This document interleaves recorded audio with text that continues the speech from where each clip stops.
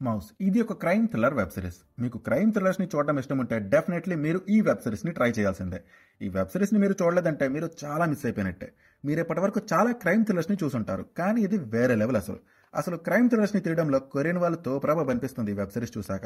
నేను చూసిన crime thrillers కి ర్యాంకింగ్ ఇస్తే డెఫినెట్లీ మౌస్ టాప్ 3లో ఉంటుంది. టాప్ 3 అంటే ఫస్ట్ పొజిషన్ డైరెక్ట్ గా, నో డౌట్ ఇన్ దట్. ఒక్క మాటలో చెప్పాలంటే నా వరకు in crime thriller genre there will be greatest shows and then comes Mouse. నాకు అంతలా ఎక్కేసింది వెబ్ సిరీస్, పెచ్చగా నచ్చేసింది. I really enjoyed each and every episode of this web series. అరాచకం అసలు. ఏటిడు ఎంత ఓవర్గా చెప్తున్నాడని మీరు అనుకోవచ్చు, but it is what I felt after completing this web series. మనం ఈ వెబ్ సిరీస్ గురించి ఇంకా మాట్లాడుకుందాం. అయితే దానికంటే ముందు నాదొక చిన్న రిక్వెస్ట్. నా ఛానల్ని మీరు ఇంకా సబ్స్క్రైబ్ చేసుకోకపోతే please do subscribe to my channel.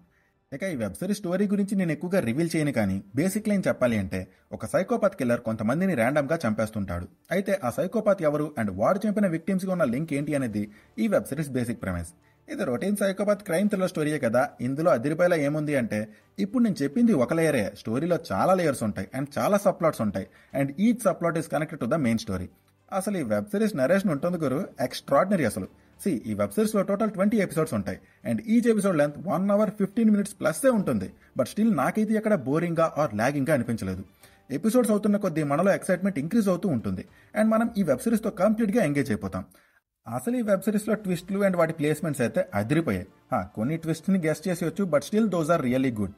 ఒకనొక సిచ్యువేషన్ లో అయిపోయింది కదా స్టోరీ, ఇంకేముంటుంది ఇందులో ఇంట్రెస్టింగ్ గా అని అనుకునే లోపే స్టోరీ ఒక్కసారిగా 360-degree టర్న్ ని తీసుకుంటుంది.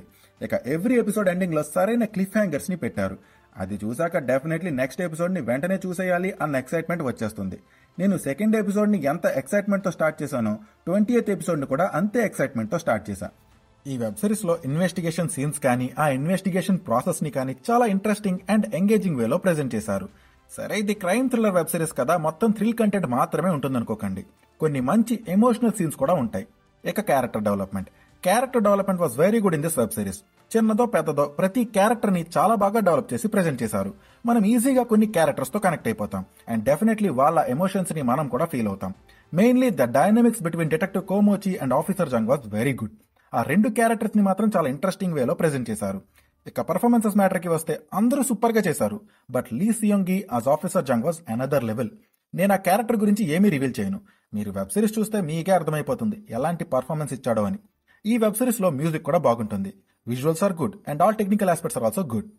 ఈ వెబ్ సిరీస్ లో నాకు అనిపించిన ఒకే ఒక్క నెగిటివ్ ఏంటి అంటే, దీనమ్మ పేర్లు అర్థమే సావు భయ్య. అలానే ఇనీషియల్ గా ఎవరో ఐడెంటిఫై చేయడం కొంచెం కష్టమైంది నాకైతే. ఒక 2 ఎపిసోడ్స్ తర్వాత మొత్తం సెట్ అయిపోయింది. కరెంట్లీ ఈ వెబ్ సిరీస్ అమెజాన్ ప్రైమ్ లో అయితే అవైలబుల్ గా ఉంది, but only in Korean language. తెలుగులో కాదు కదా, ఇంగ్లీష్ లో కూడా అవైలబుల్ గా లేదు. సో అది మరి సంగతి. మీలో ఎవరైనా ఈ వెబ్ సిరీస్ ని ఇంకా చూడని వాళ్ళు ఉంటే వెంటనే ట్రై చేసేయండి. It's a must watch masterpiece. మరి ఈ వెబ్ సిరీస్ పైన మీ ఒపీనియన్ ని కమెంట్ చేయండి. ఈ వీడియో నచ్చితే లైక్ చేయండి, సబ్స్క్రైబ్ చేసుకోవడం మాత్రం మర్చిపోకండి. Thank you, take care, bye.